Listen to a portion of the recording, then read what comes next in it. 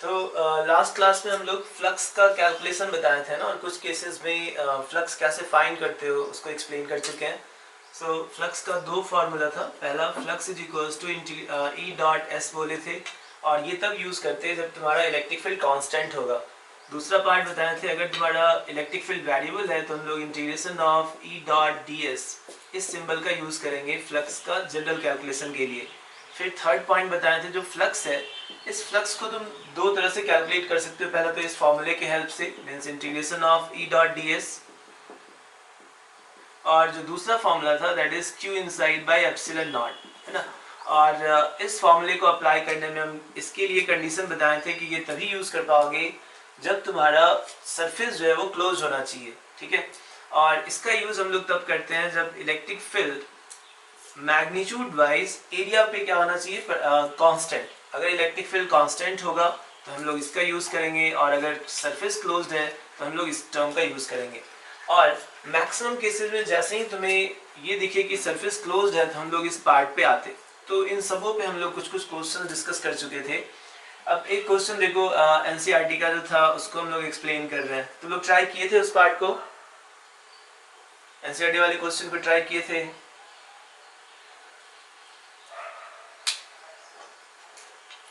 Yes sir, थोड़ा सा करा तो था। बना नहीं बना? चलो देखो, पता नहीं। यहाँ ध्यान दो। सपोज तुम्हारे पास ये कोई प्लेट है ना, और इस प्लेट का जो साइड लेंथ है, let this side length is a, this side length is a. पहले हम उस क्वेश्चन को डिस्कस कर रहे हैं, एंड ध्यान से देखना। हमें इस प्लेट से फ्लक्स की वैल्यू कैलकुलेट करनी है, और फ्लक्स के इसके सेंट्रल पॉइंट से, जो तुम्हारा पेज है उसके सेंट्रल पॉइंट से एट ए हाइट a/2 यहाँ पे कोई चार्ज रखा था, let that value is small q। इस पॉइंट पे हम q चार्ज रखे हुए हैं। तो क्वेश्चन को मैं से एक्सप्लेन कर रहे हैं। तुम्हारे पास ये पेज है, और इस पेज का साइड लेंथ ये भी a है, और ये डिस्टेंस भी a, एंड इसके सेंट्रल पॉइंट से a/2 डिस्टेंस पे एक चार्ज यहाँ पे रखे हो। तो तुमसे कह रहा है इस q के कारण इस पूरे पेज से फ्लक्स की वैल्यू कैलकुलेट करो। अब देखना, अब हम इन दोनों में से कौन सा फॉर्मूला लगाएंगे। पहला तो ये कि अगर हम इसको लगाने चाह रहे हैं तो यहाँ पे सरफेस क्लोज नहीं है तो तुम नहीं लगा सकते थे। Second part, flux is equals to integration of E dot D S use करते। इसको अप्लाई करने के लिए बोले इलेक्ट्रिक फील्ड कांस्टेंट होना चाहिए। अब इस चार्ज से इस पेज के हर पॉइंट को देखो, इस चार्ज से इस वाले पॉइंट का डिस्टेंस इतना होगा, तो के क्यू बाई ये distance whole square electric field होना है पॉइंट चार्ज के कारण। इसके कारण यहाँ पे इलेक्ट्रिक फील्ड में ये डिस्टेंस लोगे, ये डिस्टेंस लोगे, ये डिस्टेंस, तो इस चार्ज से हर पॉइंट का डिस्टेंस अलग अलग है, और डिस्टेंस अलग अलग होने के कारण इस पे इलेक्ट्रिक फील्ड की जो वैल्यू है वो वेरिएबल होगी, मैग्नीट्यूड बाई जे इस पे वैरी कर रहा है। तो हम लोग इस फॉर्मूले को लगाएंगे तो ये और डिफिकल्ट है। तो हम लोग को दूसरा मेथड क्या होता है, इसको अप्लाई करने के लिए हमें सरफेस को क्लोज करना होगा। ये फॉर्मूला लगाने के लिए सरफेस क्लोज करना है। तो अब तुम इस पेज को एक्सपैंड करो, जो हम लोग एक्सपेंशन वाला एक रफ वे बताए हैं। इस पेज को अगर एक्सपैंड करोगे तो क्या बनता, क्यूबाइड बन सकता था, लेकिन हम लोग सिमेट्री मेंटेन करने के लिए हम इसे इस तरह से एक्सपैंड कर रहे हैं कि ये एक क्यूब बने, बॉक्स के शेप में। इस पेज को एक्सपैंड करेंगे तो एक बॉक्स बनेगा। तो हम लोग इस पेज को, जो तुम्हारा पेज है, इसको एक्सपैंड करके बॉक्स बना रहे हैं। तो यहाँ पे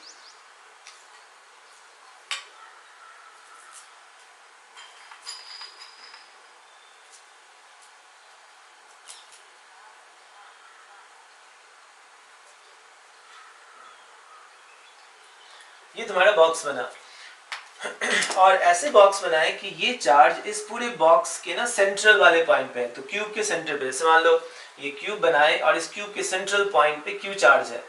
अब इस क्यू के लिए नीचे वाला सरफेस जैसा है, इस क्यू के लिए ऊपर वाला सरफेस भी वैसा ही होगा। इस सेंट्रल पॉइंट से किसी भी फेस को देखो, क्यूब के किसी भी फेस को देखोगे तो उसकी वैल्यू क्या होनी है, सेम। अगर क्यू चार्ज के लिए नीचे वाला फेस जैसा है, इस सेंटर से ऊपर वाला फेस भी वैसा ही होगा, इस सेंटर से इधर वाला फेस भी वैसा ही, इसके सेंटर से इस साइड वाला फेस भी वैसा ही। तो अगर हम क्यूब के सेंट्रल पॉइंट पे हैं तो वहां से सारा फेस एक जैसा है। तो अब मान लो हम कहते हैं कि नीचे वाले जो सरफेस है जिससे हमें फ्लक्स कैलकुलेट करना था, उसकी वैल्यू φ1 है।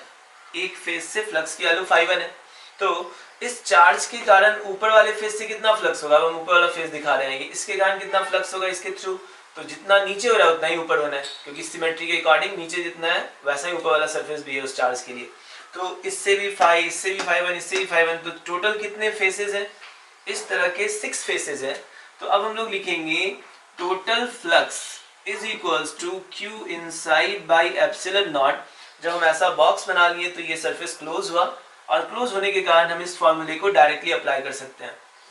और टोटल फ्लक्स कितना होगा, एक फेस से 5 1, तो 6 फेसेस से 6 टाइम्स 5 1 आए, 5 1 5 1 5 1 5 1 सबसे ऐड करोगे तो 6 5 1 आया। And this 6 5 1 is equals to q inside, इस बॉक्स के अंदर जो चार्ज है वो केवल small q, so that q upon epsilon naught. So यहाँ से 5 1 की वैल्यू देखो कितनी आ गई, q divided by 6 times epsilon naught. The amount of flux through one of the phase is q by 6 epsilon naught. अभी हम और डिस्कस करते हैं इस क्यूब से रिलेटेड, ध्यान से देखते जाओ पहले। तो ये था flux through this lower part. Second, मान लो हम इस चार्ज की पोजीशन को ना थोड़ा सा शिफ्ट करते हैं, ध्यान से देखना, इसमें क्यूब वाले पार्ट को डिस्कस करते हैं।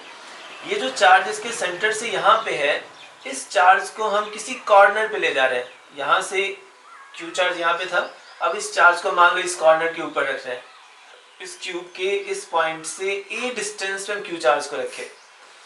तो अब इस डायग्राम को वैसे ड्रॉ कर रहे हैं,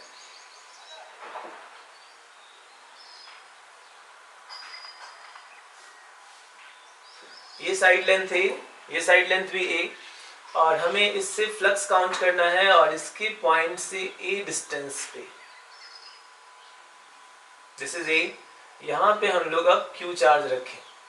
तो इसमें और इसमें डिफरेंस क्या है, यहाँ पे चार्ज पेज के सेंटर से a/2 डिस्टेंस पे था, यहाँ पे जो चार्ज है वो इसके कॉर्नर से a डिस्टेंस पे है। तो हम डायग्राम लास्ट में यहाँ बता रहे हैं, ये स्क्वायर और इसका ये कॉर्नर पॉइंट, कॉर्नर से a डिस्टेंस पे हम क्यू चार्ज रखें।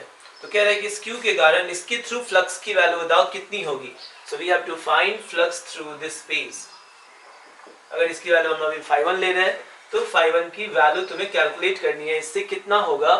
और दिस क्यू इज, इसका पोजीशन बता रहे हैं, this q is at one of the corner,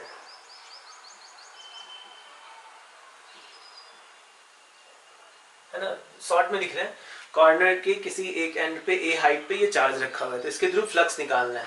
तो पहले इसको नोट करो, फिर हम इसको एक्सप्लेन करते हैं। इसको नोट कर लो जल्दी से।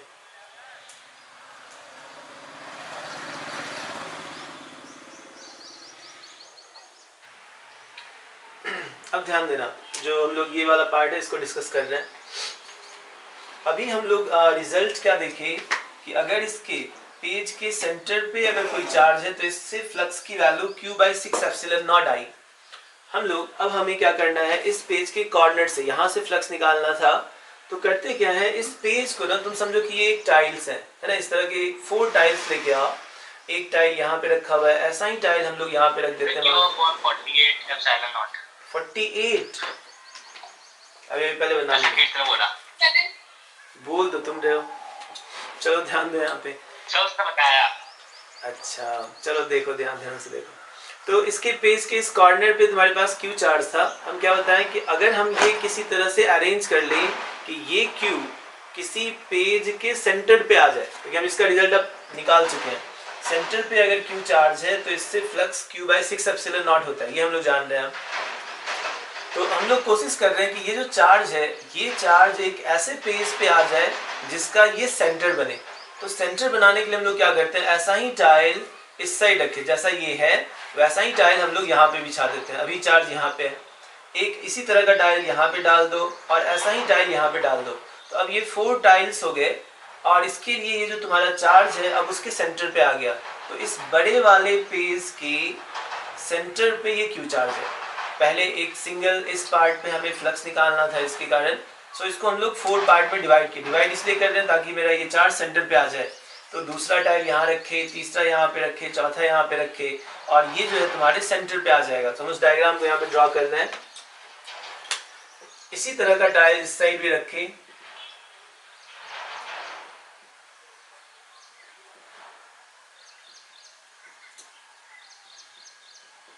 तो अब हम ये जो तुम्हारा सिंगल था इसको हम एक बड़े पेज में कन्वर्ट कर लिए। सो ए बाई ए का ये भी है, ए बाई ए का ये भी है, ए बाई ए का ये सारे ए बाई ए के हैं। तो अब देखो ये क्या डिस्टेंस हुआ 2a, ये डिस्टेंस 2a, ये डिस्टेंस 2a, ये डिस्टेंस 2a, और ये जो पॉइंट है वो पॉइंट अब इस बड़े वाले पेज का सेंट्रल पॉइंट है, और सेंट्रल पॉइंट से a डिस्टेंस पे तुम्हारा ये q चार्ज है। जो चीज़ यहाँ पे था सेंट्रल पॉइंट से किसी पर्टिकुलर हाइट पे तुम्हारे पास ये q चार्ज है। तो अब हमें इस q से इस बड़े वाले पेज के जो थ्रू फ्लक्स पास करेगा उसकी वैल्यू हम लोग जानते हैं। Total flux through the bigger page, short में लिख रहे हैं, total flux through the bigger page is equals to q by 6 epsilon naught. ये रिजल्ट है ना, q अपॉन 6 एप्सिलॉन नॉट। अभी बता चुके हैं इस बड़े पेज के सेंटर पे तो कैसे आता है। तो ये बड़े पेज के सेंटर पे है और इसके कारण इससे flux q by 6 epsilon not लिखोगे। इस बड़े फ्लक्स की वैल्यू कितनी होगी, इस बड़े पेज से फ्लक्स कितना होगा। तो अगर इससे फ्लक्स φ1 है तो इससे भी फ्लक्स कितना होना है φ1, इससे भी फ्लक्स कितना होना है φ1, इससे भी कितना होना है φ1। क्यों φ1 बोल रहे हैं तो फिर से सिमेट्री देखो, इस वाले पेज के कॉर्नर पे ये q चार्ज है, इस चार्ज के लिए ये वाला टाइल जैसा है, इस वाले चार्ज के लिए इस साइड वाला टाइल जो है, यहाँ वाला टाइल, उसके भी कॉर्नर पे ही ये चार्ज है। तो इस q के लिए इसके थ्रू जितना फ्लक्स, इस वाले q के लिए इसके थ्रू भी उतना ही फ्लक्स, क्योंकि इस सेंटर से अगर तुम इस चारों टाइल्स को देखो तो तुम्हें टाइल्स एक जैसे दिखेंगे। यहाँ से जैसा डिस्टेंस, जिस तरह का अरेंजमेंट इसका है, इस पॉइंट से इसका भी अरेंजमेंट वही है, इस पॉइंट से इधर वाले टाइल का भी अरेंजमेंट उतना ही है, इधर वाले टाइल का भी अरेंजमेंट इस चार्ज से उतना ही है। तो अगर हम यहाँ पे फ्लक्स को φ1 कह रहे हैं तो इससे भी फ्लक्स φ1, इससे भी फ्लक्स φ1 और यहाँ से भी φ1 है। So total flux is 4 φ1 and this is equals to q by 6 epsilon naught. So the amount of flux φ1 is equals to q by 24 times epsilon naught आया। तो इसके थ्रू जो फ्लक्स है उसकी value q by 24 epsilon naught होगी। Doubt कहीं पे? Response दो। डाउट है? No sir. नहीं ना? No sir. चलो इसको नोट करो जल्दी।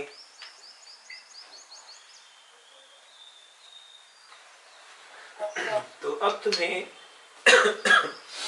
इन दो रिजल्ट की वैल्यू आनी चाहिए कि अगर पेज के सेंटर पे तो चार्ज q है 6 एप्सिलॉन नॉट, और अगर किसी कॉर्नर पे है चार्ज तो इसकी value q by 24 epsilon naught आई। इन्हीं दो अरेंजमेंट के हेल्प से हम लोग पूरे बड़े वाले क्यूब से फ्लक्स निकाल सकते हैं। ध्यान देना। अब एक चीज ध्यान दो, जैसे ये तुम्हारा क्यूब है ना, और क्यूब के 6 फेसेस थे। अब तुमसे ऐसा क्वेश्चन पूछता है कि ये जो चार्ज है अब यहाँ पे नहीं, ये चार्ज इस क्यूब के किसी कॉर्नर पे रखा हुआ है। मान लो हम इस वाले कॉर्नर पे कह रहे हैं, यहाँ पे क्यूब के 4 और 4 8 कॉर्नर्स हैं, और इसमें से किसी एक कॉर्नर पे अब क्यू चार्ज रखा हुआ है। अब इस क्यू के कारण इस बड़े वाले क्यूब के हर फेस से तुम्हें फ्लक्स पहले एक्सप्लेन कर रहे हैं। ध्यान से देखना। जैसे ये तुम्हारा क्यूब है सपोज, और क्यूब के 6 फेस हैं, ये इस साइड वाले, और इसमें ये सारे कॉर्नर्स हैं, 4 ऊपर पे एंड 4 बॉटम वाले पॉइंट पे। इसमें चार्ज मान लो इस कॉर्नर पे, यहाँ पे चार्ज रखा हुआ है, ठीक है। अब इस क्यू को हम दिखा रहे हैं। सबसे पहले ऊपर वाले फेस से बताओ फ्लक्स कितना होगा। तो ध्यान से देखना, चार्ज यहाँ पे है और पेज ऐसे है, ठीक है। तो हम इस पेज को अब दिखा रहे हैं, ऊपर वाला पेज इस तरह, इससे। सो पेज तुम्हारा ऊपर था और चार्ज यहाँ पे है। बताओ इस चार्ज के कारण इस पेज से कितना फ्लक्स पास करेगा। यहाँ जो चार्ज रखा हुआ है, इस कॉर्नर पे जो चार्ज था, इस चार्ज के कारण इस वाले पेज से कितना फ्लक्स पास कर रहा है ऊपर वाले फेस से। फ्लक्स की वैल्यू बताना। नहीं, ध्यान से देखो ध्यान से देखना। मान लो हम यहाँ पे चार्ज रखते हैं, ठीक है, इस कॉर्नर पे। इस चार्ज के कारण यहाँ पे इलेक्ट्रिक फील्ड किधर होगा, डायरेक्शन पहले बताओ, पहले समझ लो अच्छे से ना, दिक्कत होगी तो बताना। हम एक्सप्लेन कर रहे हैं। क्यू चार्ज यहाँ पे है और ये पॉइंट है जहां पे हमें फील्ड निकालना है, वहां +1 मानोगे, और ये चार्ज यहाँ पे फोर्स इस डायरेक्शन में लगाता अलोंग द सरफेस के q by distance whole square, और डायरेक्शन जो है ये प्लस पे ये प्लस, इस डायरेक्शन में फोर्स लगाता। तो इलेक्ट्रिक फील्ड ऐसे है, और इस पेज का एरिया वेक्टर किधर है, तो एरिया वेक्टर इस पेज के परपेंडिकुलर होना है, तो ऐसे होता। तो इलेक्ट्रिक फील्ड और एरिया वेक्टर आपस में परपेंडिकुलर हैं, तो फ्लक्स की वैल्यू कितनी हो जाएगी, 0 ES cos 90 degree. Flux is zero. कोई भी पॉइंट लो तुम इस पेज पे, यहाँ ले लो पॉइंट, यहाँ ले लो पॉइंट, यहाँ ले लो पॉइंट, हर पॉइंट पे इलेक्ट्रिक फील्ड का डायरेक्शन ना ऐसे ही आएगा। यहाँ पे +1 मानो, ये प्लस जो यहाँ रखे हो उसके कारण फील्ड इधर आता, इलेक्ट्रिक फील्ड का डायरेक्शन और एरिया वेक्टर ऐसे होना है, तो 90। यहाँ पे भी देखोगे इलेक्ट्रिक फील्ड और area vector 90, so flux is zero. Flux word का मीनिंग क्या बताए थे? फ्लक्स है इसके सरफेस के अंदर से कितने लाइंस पास कर रहे हैं। तो यहाँ जब चार्ज रखोगे तो इससे निकलने वाले सारे लाइंस इसके पैरेलल हैं, इलेक्ट्रिक फील्ड लाइंस ऐसे होंगे पैरेलल इस पेज पे, ठीक है, इधर आए, लेकिन पेज पे ये सारे लाइंस पैरेलल हैं और एरिया वेक्टर ऐसे है, सो फ्लक्स इज जीरो। इसके अंदर से कोई भी फ्लक्स नहीं पास कर रहा, लाइंस नहीं पास करेंगे, तो यहाँ से जो भी फ्लक्स निकालोगे इसका एरिया वेक्टर ऊपर आता ऐसे, इसके कारण यहाँ इलेक्ट्रिक फील्ड ऐसे आते हैं और दोनों के बीच का एंगल 90 है। तो ऊपर वाले फेज से तो फ्लक्स जीरो हो गया, इस वाले फेज से फ्लक्स जीरो है। इसको हम यहाँ पे बता रहे हैं क्योंकि ये 3D फिगर है। इस चार्ज के कारण ऊपर वाले फेज से फ्लक्स जीरो। अब मुझे ये बोलो, इस चार्ज के कारण, ये जो चार्ज यहाँ रखा हुआ है, इस फेज से कितना फ्लक्स होगा? इसके कारण यहाँ निकाल लिए, इस चार्ज के कारण इस साइड वाले फेज से फ्लक्स की वैल्यू बताओ, इस वाले फेज से कितना होगा?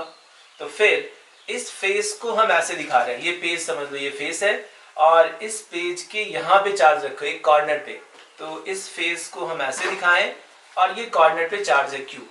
तो इस Q के कारण फिर इलेक्ट्रिक फील्ड लाइंस यहाँ पे देखोगे इस डायरेक्शन में, यहाँ पे देखोगे इस डायरेक्शन में, तो ऐसे आना है इलेक्ट्रिक फील्ड। इसका एरिया वेक्टर फिर परपेंडिकुलर होना है, तो इस फेज से भी फ्लक्स जीरो आ गया। सबको क्लियर है? जल्दी बोलो। तो देखो अब हम लोग दो फेज से फ्लक्स निकाल लिए, इस वाले से, इस साइड वाले से, और अब हम बैक साइड वाला जो ये तीसरा है इससे निकाल रहे हैं। यहाँ चार्ज है और इस फेज से भी निकालोगे तो यहाँ भी जीरो हो जाएगा, क्योंकि इस पेज को फिर ये दिखा और ये कॉर्नर है तुम्हारा इस वाले पॉइंट पे, तो ये पेज और ये चार्ज, इसके कारण इलेक्ट्रिक फील्ड के डायरेक्शन ऐसे होंगे, area vector perpendicular, so angle is 90, flux zero. तो अब हम इस चार्ज के कारण तीन फेज पे फ्लक्स निकाल लिए, टॉप पे, इस साइड वाले फेज पे और बैक साइड वाले फेज पे। अब हम लोग नीचे वाले फेज पे आते हैं, यहाँ वाले फेज पे, और चार्ज यहाँ रखा हुआ है। अब इस डायग्राम को ध्यान से देखना, ये जो नीचे वाला पेज है उस पेज को हम ये कंसीडर किए, ये नीचे वाला बॉक्स का नीचे वाला पेज, और चार्ज कहाँ पे है?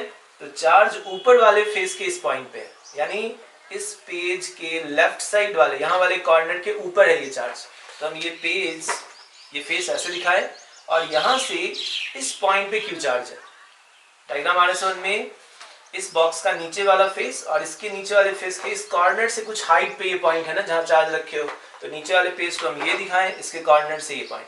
अब बताओ इसके कारण इससे कितना फ्लक्स, इस क्यू के कारण इस वाले पेज से कितना फ्लक्स?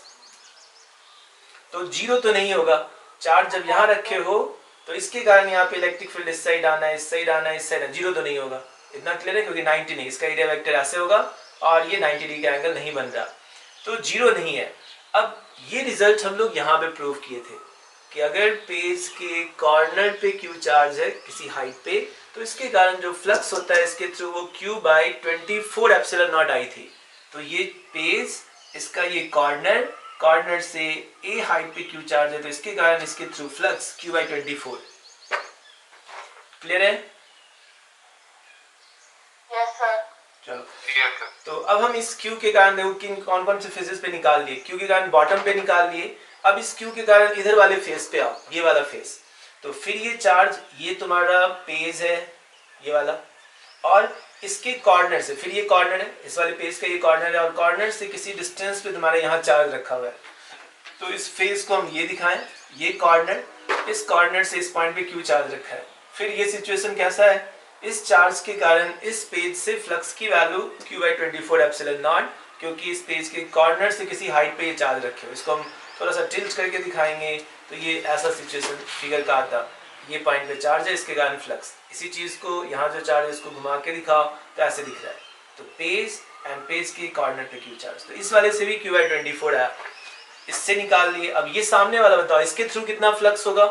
तो ये तुम्हारा एरिया यानी पेज हुआ, इसका ये कॉर्नर है और इस कॉर्नर से चार्ज यहाँ रखा हुआ था, तो ये वाले डिस्टेंस पे। तो अब इस पेज को, इस वाले पेज को हम ऐसे दिखाएं, इसका ये कॉर्नर और इस कॉर्नर से इस पॉइंट पे चार्ज है, तो जैसे ही कॉर्नर से किसी हाइट पे चार्ज आया, इसके कारण इस से फ्लक्स की वैल्यू Q/24 एप्सिलॉन नॉट आ गई। तो अब हम इस बॉक्स के सारे फेसेस से फ्लक्स कैलकुलेट कर चुके हैं, 6 फेज थे, 6 से फ्लक्स निकाल चुके हो। इसके कारण टॉप, लेफ्ट साइड और इस साइड इन तीनों का फ्लक्स 0, बॉटम, इस साइड और इस साइड इन तीनों का फ्लक्स Q/24 एप्सिलॉन नॉट। हर से, इससे भी Q/24, इस वाले से भी Q/24, नीचे वाले से भी Q/24 एप्सिलॉन नॉट। कंफ्यूजन है इसमें? किसी को डाउट है? नो। तो अब हम यहाँ पे तुमसे पूछे कि बताओ इस पूरे क्यूब से कितना फ्लक्स है, इस पूरे क्यूब से कितना फ्लक्स पास किया। अभी तो हम लोग अलग अलग इंडिविजुअल फेसेस से बताएं, इस पूरे क्यूब से कितना फ्लक्स है। तो सारे फ्लक्स को कैलकुलेट करके ऐड कर लो, फ्लक्स इज स्केलर क्वांटिटी। तो हम लोग यहाँ पे क्या करते हैं, सारे फ्लक्स को ऐड करेंगे। तो 3 फेज से तो फ्लक्स 0 आ गया है ना, जो अभी हम डायग्राम बताए थे, ऊपर वाला इस साइड और इस साइड इन तीनों से तो 0 आ गया। बाकी ये फेस बचे, ये फेस बचे और नीचे वाला फेस बचे, इससे भी Q/24। तो बाकी जो 3 फेसेस से फ्लक्स आता उसको हम लोग ऐड करेंगे, है ना। सो Q/24 एप्सिलॉन नॉट, और इस तरह के 3 फेसेस हैं, तो हम 3 से मल्टीप्लाई कर लें, 3 times of this one, this plus this plus this. So total flux is Q/8 epsilon naught. So total flux through the cube is Q/8 epsilon not. समझ में आया? किसी को प्रॉब्लम है? सर। हाँ बोलो। सर 24 कैसे हुआ है? ये नहीं समझ में आया। तो यहाँ पे किया ना कि एक ही सरफेस का 24, तो तीनों सरफेस का ऐड करके 24। ऐड करके नहीं है ना, एक फेस का इतना है, ये समझ में आ रहा है? सर मतलब ये कहाँ का है? क्या चीज समझे नहीं, क्या बोल रहे हो? अच्छा, एक मिनट में समझना पड़ेगा। ध्यान से देखो क्या बोल रहे हैं। ये रिजल्ट आ गया समझ में, ये वाला पार्ट आया था समझ में? ये सही तो आ गया था। तो ये है क्या, देखो इस पेज के एक कॉर्नर पे किसी हाइट पे अगर चार्ज है तो इसकी वैल्यू Q/24 है, ये समझ में आ गया था? ये सर। अच्छा तो अब जो तुम्हारे पास ये बॉक्स है, इस बॉक्स के इस कॉर्नर पे हम चार्ज माने ऊपर वाले पे, यहाँ तक सही है? Yes sir. अब इस Q के कारण पहले मुझे बताओ नीचे वाले फेस से कितना फ्लक्स होगा। तो नीचे वाला फेस कैसा है, यहाँ से ऐसे है ना ये फ्लक्स, ये वाला पेज ऐसे है, इस पेज को हम यहाँ दिखा रहे हैं ऐसे साइड में, नीचे वाला फेस यहाँ पे, और चार्ज कहाँ पे है, यहाँ पे है ना। Yes sir. चार्ज यहाँ पे है, तो इस वाले पेज के इस कॉर्नर से किसी हाइट पे चार्ज है Q, ये समझ में आ रहा है? Yes sir. तो अब ये पेज दिखाए नीचे वाला ये, और इस कॉर्नर से किसी हाइट पे यहाँ Q चार्ज रखे, तो ये कंडीशन कैसा है, इसके जैसा है ना। अगर पेज के कॉर्नर पे Q चार्ज है तो फ्लक्स इतना आया था, ये समझ में आ रहा है? Yes sir. तो यहाँ पे अगर चार्ज रख रहे हो तो इसके कारण भी इसके थ्रू फ्लक्स की वैल्यू इतनी आनी है, ये समझ में आया? Yes sir.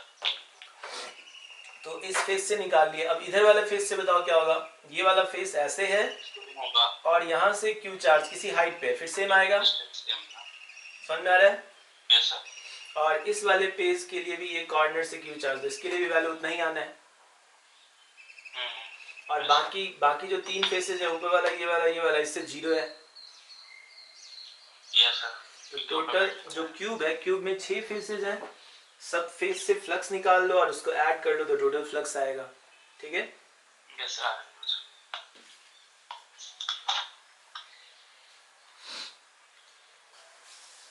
लिख लिए सबको ही? धनंजय नोट कर लिए? Yes sir. रब कर रहा हूं मैं अब।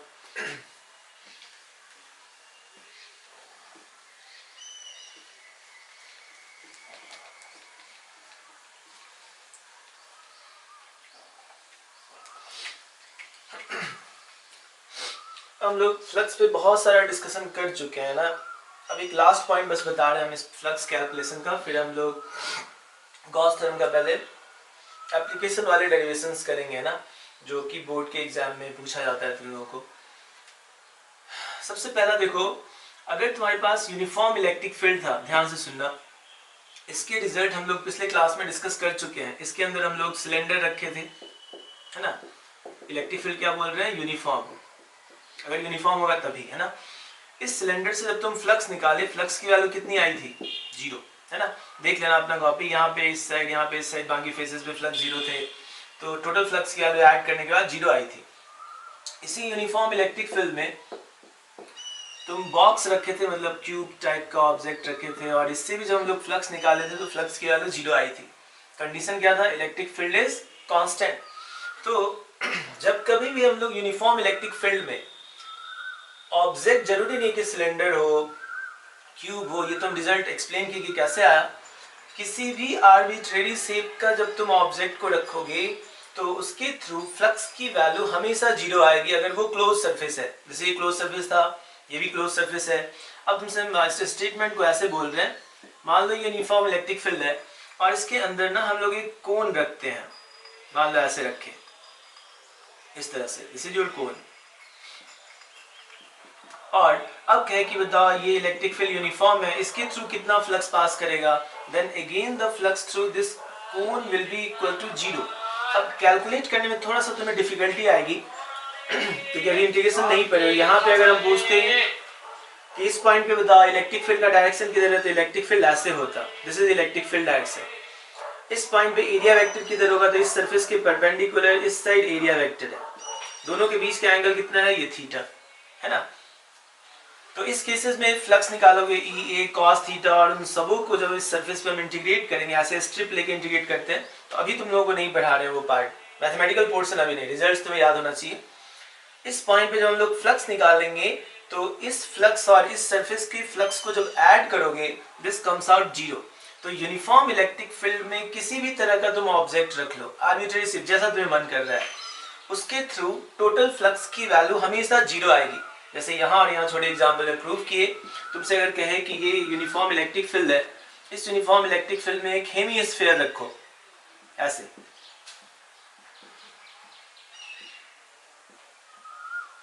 और आप पूछिए कि बताओ इस पूरे हेमिस्फीयर से कितना फ्लक्स पास करेगा, then amount of flux through this hemisphere is also equal to 0। जितने लाइंस इन कर रहे हो, 2 लाइंस बाहर जाएंगे। हाँ बोलो। मतलब उस ऑब्जेक्ट की सिमेट्री होनी चाहिए? नहीं, सिमेट्री जरूरी नहीं है, कोई भी आर्बिट्रेरी शेप हो, बस वो क्लोज होना चाहिए, क्लोज हो। और यूनिफॉर्म इलेक्ट्रिक फील्ड, क्या चीज? आर्बिट्रेरी क्या है वो? आर्बिट्रेरी मतलब माना हुआ, जैसा भी तुम्हें लगता है, ऐसे टेढ़ा मेढ़ा जो भी मानना चाहो, ठीक है। किसी भी तरह का अगर तुम्हारे पास ऑब्जेक्ट है तो उसके थ्रू फ्लक्स की वैल्यू 0 आएगी अगर वो कौन से फील्ड में रखा हुआ है? यूनिफॉर्म इलेक्ट्रिक फील्ड में। ये टर्म हमारे समझ में? यस तो चलो पहले यहाँ पे ना एक स्टेटमेंट लिखो, फिर ये पार्ट नोट करना, फिर हम इसका एप्लीकेशन बता देते हैं। नोट करो यहाँ पे, देखो, if an object is placed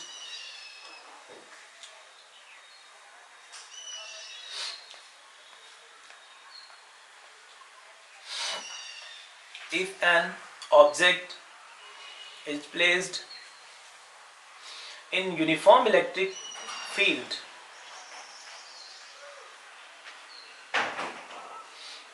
if an object is placed in uniform electric field, then the total electric flux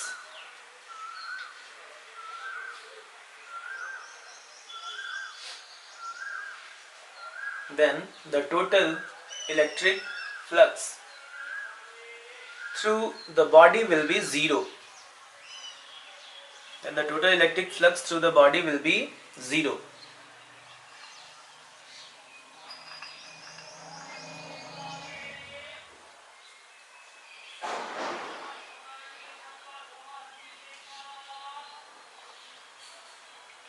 Through the body will be 0.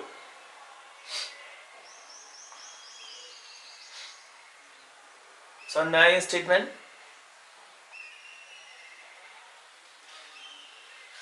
Yes sir.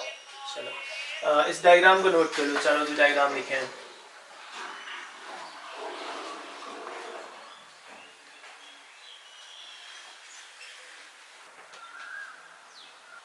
देखिए,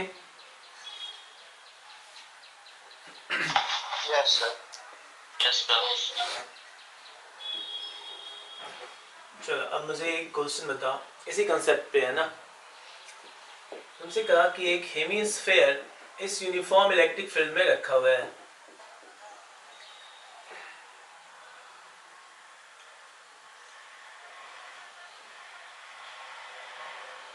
एंड इस हेमिस्फेयर का जो रेडियस है दैट रेडियस इज r। तो तुमसे कहा find, statement लिखना question का, find the flux through the curve surface of hemisphere.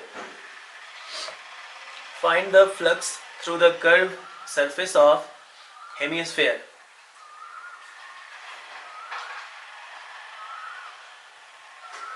Find the flux through the curved surface of hemisphere.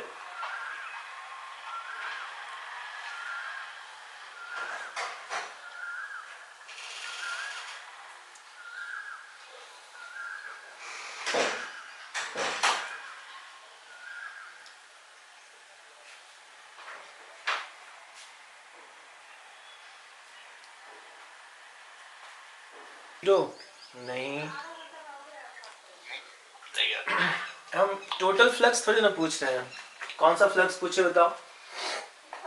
Curve surface से कितना फ्लक्स पास कर रहा है, टोटल फ्लक्स नहीं बोल रहे हैं। Yes sir.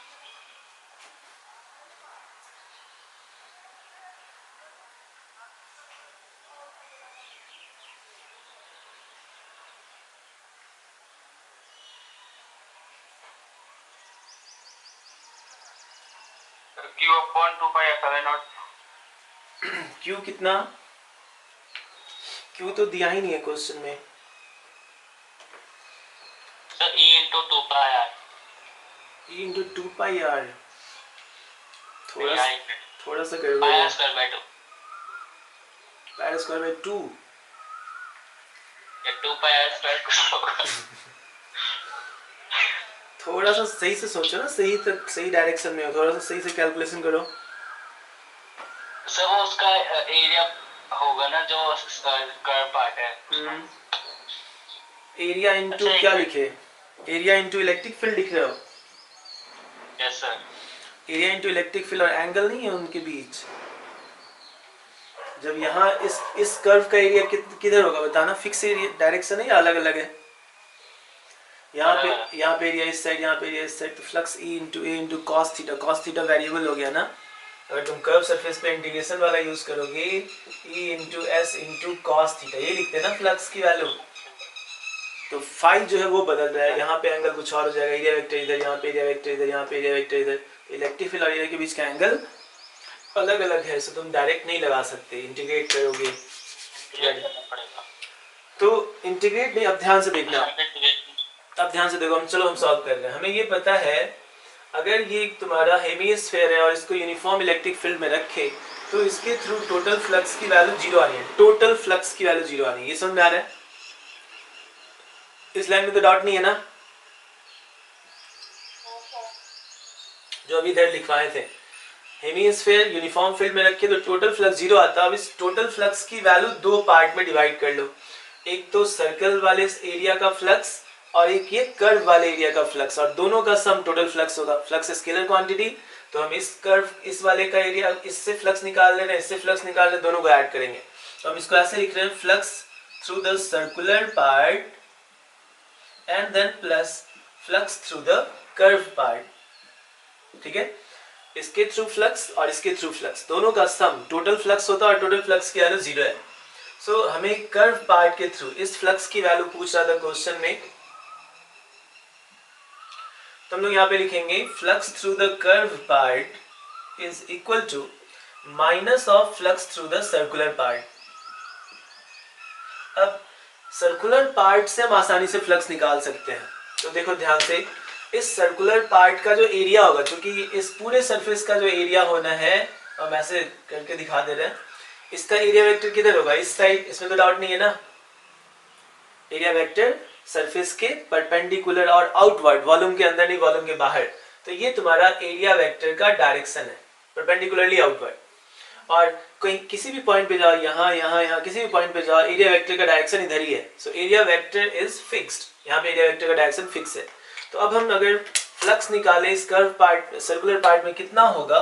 तो ये माइनस और flux through the circular part, चूंकि इलेक्ट्रिक फील्ड कांस्टेंट है, एरिया भी कांस्टेंट है, तो we can use E S cos theta. So E into the S into the cos, and what is the angle? यहाँ पे electric field किस side था? इस डायरेक्शन में. So this is the direction of electric field and area vector इस side. सो दोनों के बीच का जो एंगल है, this angle is 180 degree. So E S cos 180. Cos 180 is -1. So this comes out E into S is the flux through the curved surface. और electric field की value तो E given है. And what is the area? इस circular part का area कितना होगा? Pi r square. So E into pi r square is flux through the curved surface. So curved surface के through जो flux की value है वो E into pi r square के इक्वल है. समझ में आया?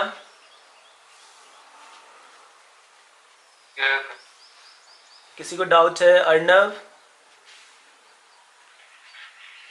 सर ये माइनस कैसे है?